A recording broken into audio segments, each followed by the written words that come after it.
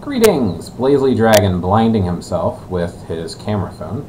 Usually I take my videos using my phone, and now I'm using my program that I haven't used in a while on my computer. So if you have issues hearing me, I'm sorry. It seems to be pretty clear, but there's a weird feedback deal with the program. I tried my mic out in Audacity and it seemed to work fine, but regardless, here is my video on meditation. And this is sort of a video response to a comment that was left on my video, Teachers, Masters, Books, and Self-Taught. And an individual by the name of Oathbound Secrets says to me, "You seem to have a very narrow definition of meditation. It would be good to hear more of your thoughts on this," with a little smiley face. So he wasn't trying to be rude or anything, he was just saying. And of course I responded to him, narrow, with a question mark, narrow. Perhaps I will do a video, but I'm not allowed, wow, can't spell. But I'm not allowed to talk about my Shaolin training without permission from my master, so I could talk about Eastern meditation, just not the Chinese practice of sitting.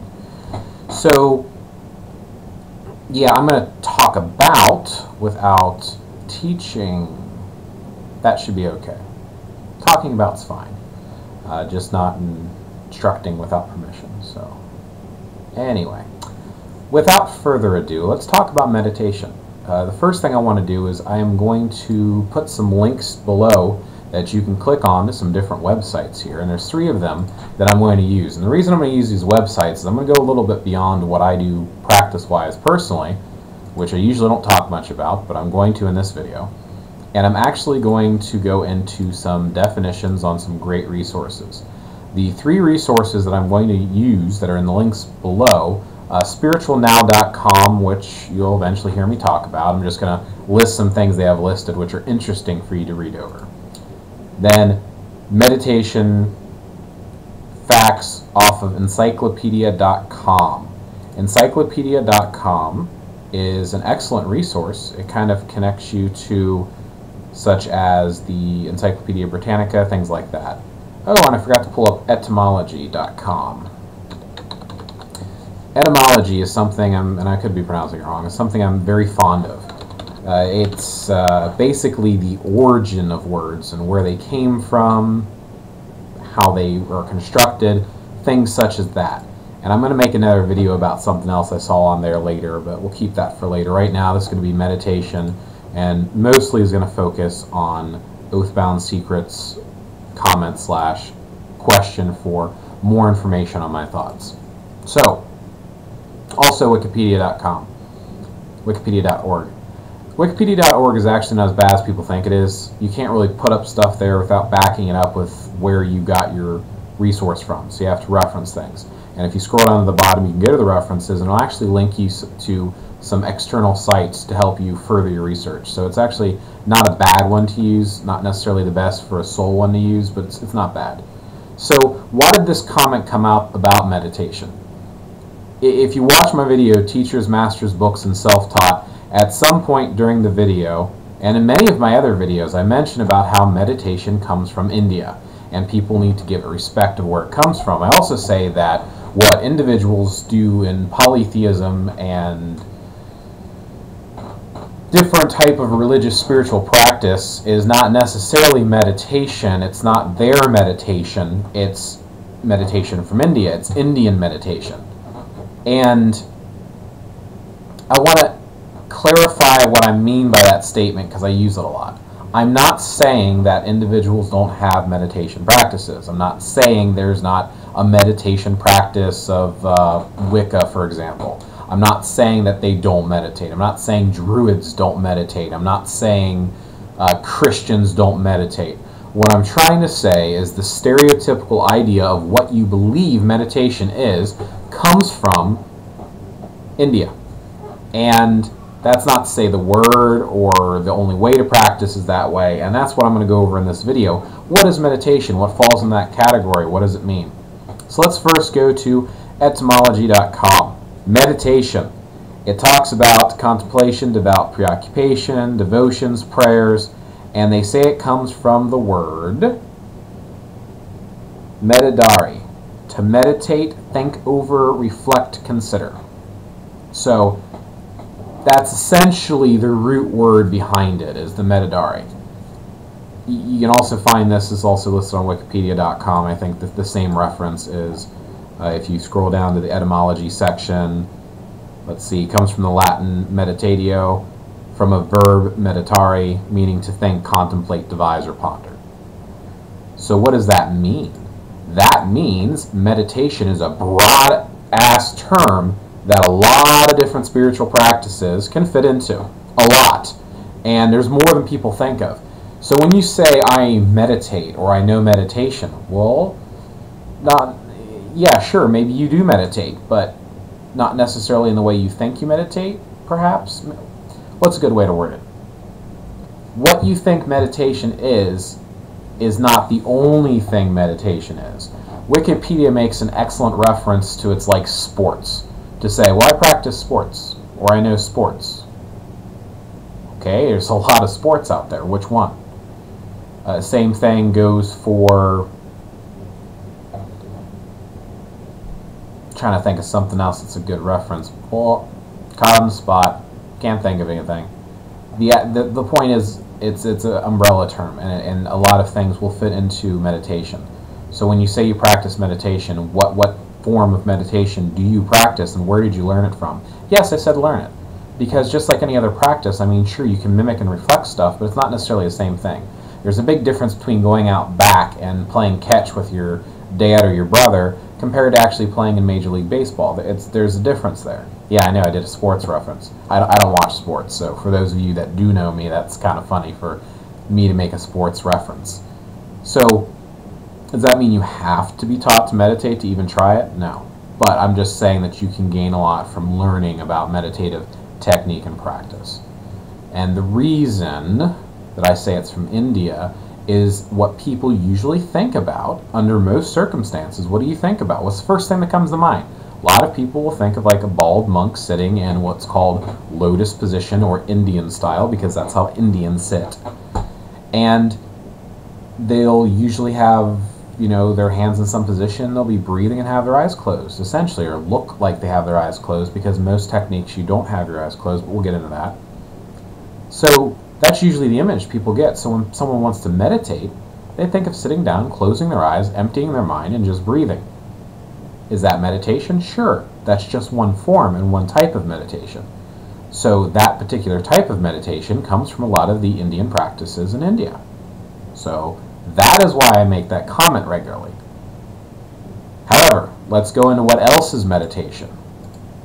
So, yeah, encyclopedia.com, once again, read on it. Basically, meditation itself comes from Christianity.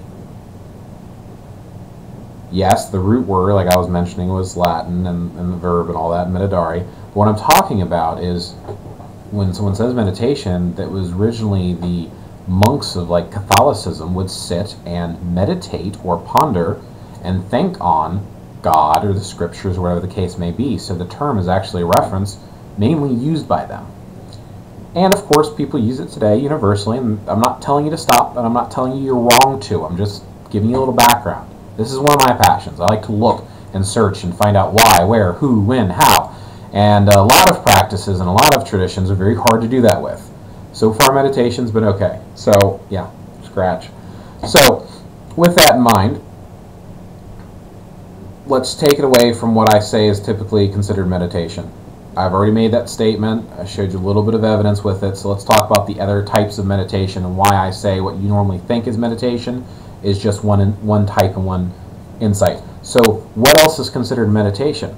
Well, let's go over a couple of the lists on things that are on Wikipedia. Great list, by the way.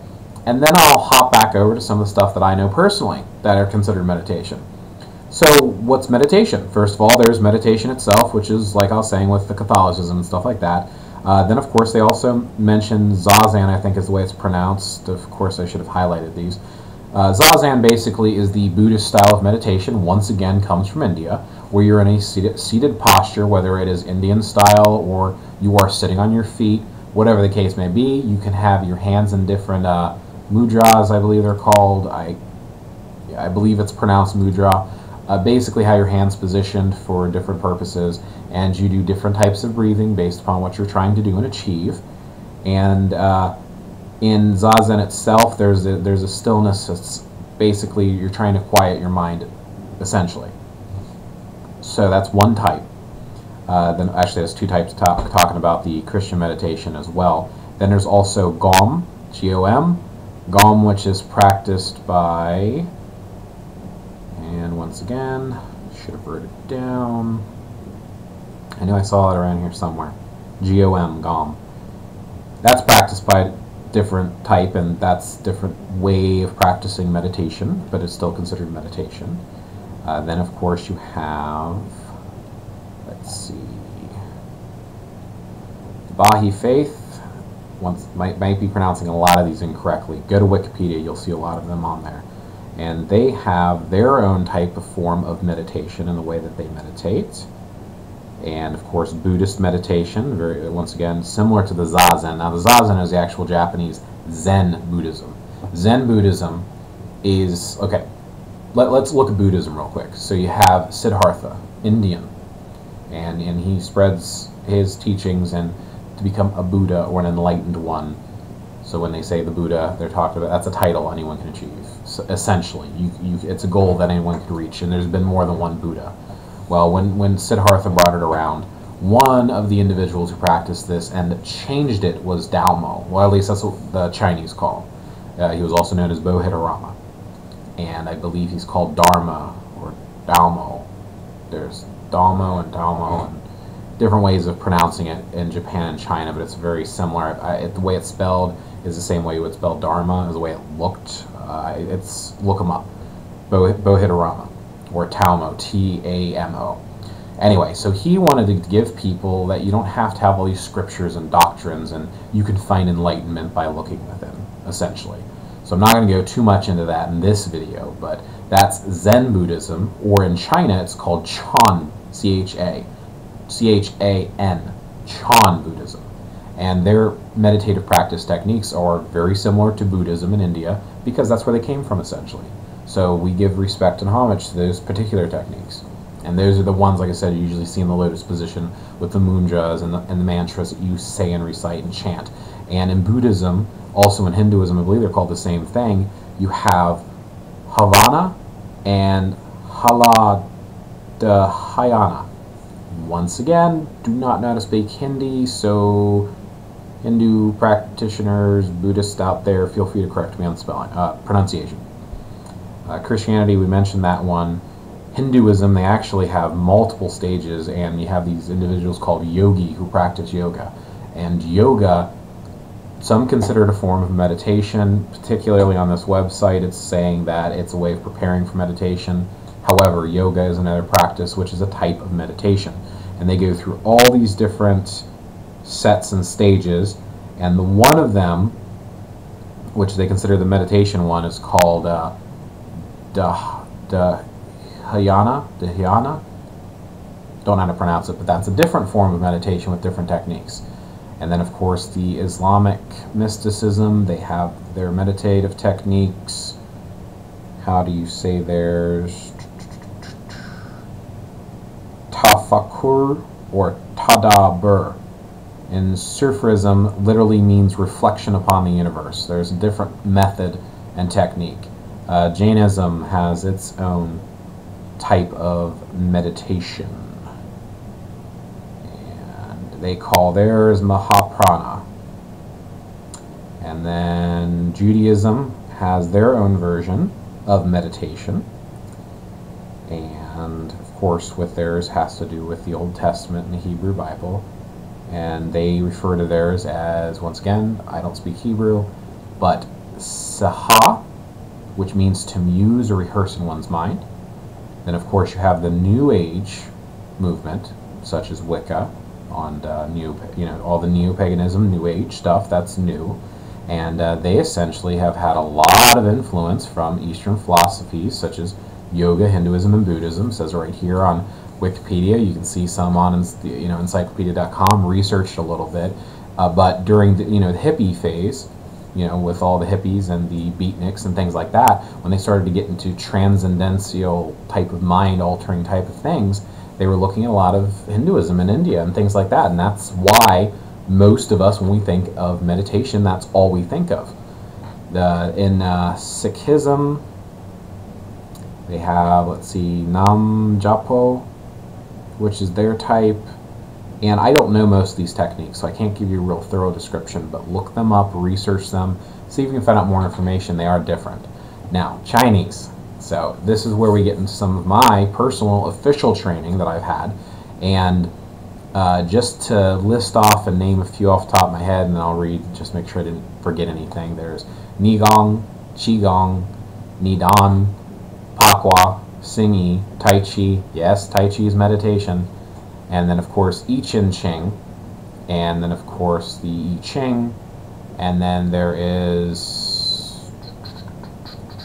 I'm forgetting one, at least. Did I say Qigong? Yeah, I said Qigong. I believe... Yes, I'm forgetting some. So let's see what they have listed here. Qigong, Nigong, Internal Alchemy. Aha, ha, ha. Yes. Internal Alchemy, Just Sitting is another one. Official training in Daoyin, and then Zhangzhuan, and then of course they also list here Tai Chi Chuan, Tai Chi, Tai Chi 2, which is referred to as meditation in motion, which essentially, I mean, it's kind of weird they didn't list that with, no, maybe they were, they're referring both to Tai Chi as well. So Tai Chi is like a moving meditation. There's walking meditation, and that's where I'm going to go to my other website here in a second. Let's see. Oh, it's just different things you can do during meditation. So that's off of Wikipedia. Let's go over here to spiritualnow.com, and they have listed Yoni Mudra, which is the different hand positions from India. Then, of course, you have simple meditation, walking meditation, transcendental meditation, mindfulness meditation, journey meditation, vibrational meditation, movement meditation, body scan meditation, breath and navel meditation, and central channel meditation. So you have all of these different terms that fit this broad category known as meditation. So when you say you do meditation, you know meditation, you practice meditation, what meditation, where did you learn it from, and just something to consider and to keep in mind. So it's, you know, meditation is very broad. There's specific ones that you can do. How you sit. There are techniques, and there's a technique just called just sitting. You have no purpose or intent in mind, you just sit. There is a pagan, heathen, polytheistic technique called filling the cauldron, which is where you have this way of sitting and you breathe and you fill up your lower dantian. Sorry, Chinese reference there for the lower abdomen section. There's a specific point, but I'm not going to get into that. But you breathe and you fill the cauldron. And then, of course, you know, there is the different techniques as far as astral projection or using sweat lodges, once again in a meditative mindset. And then, of course, you have different ways that you can sit based upon the practice you're doing, whether you're sitting Indian style or lotus position, legs are crossed, sitting on your feet.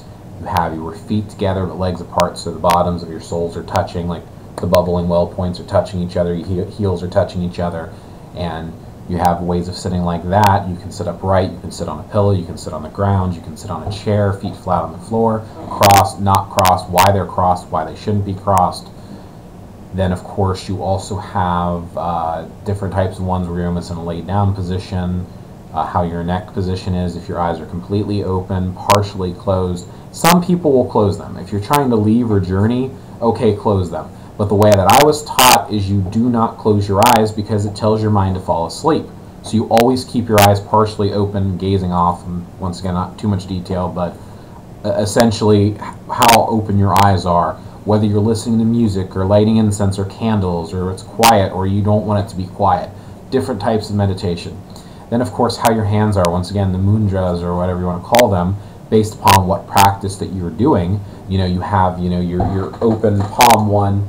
You have, you know, your fingers connected here. your fingers connected here.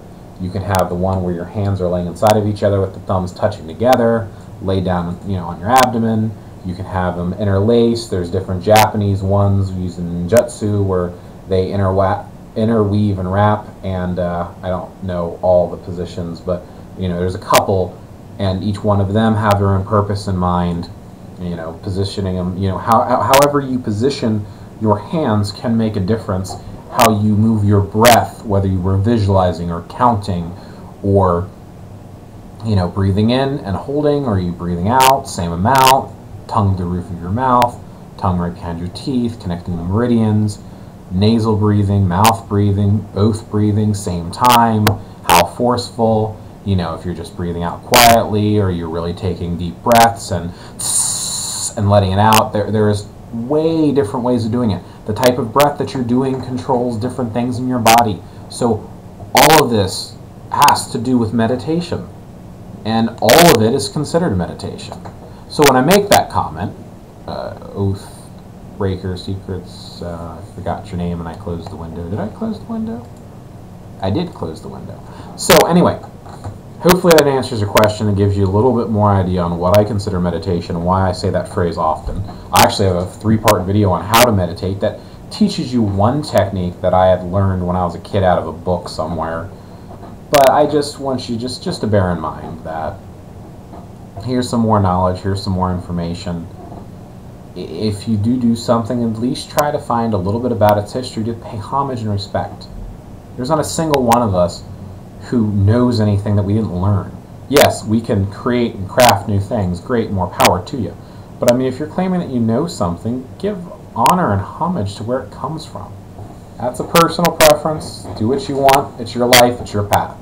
But this is BlazeLeeDragon. This is my thoughts on meditation. It's my opinion. You don't have to agree with it.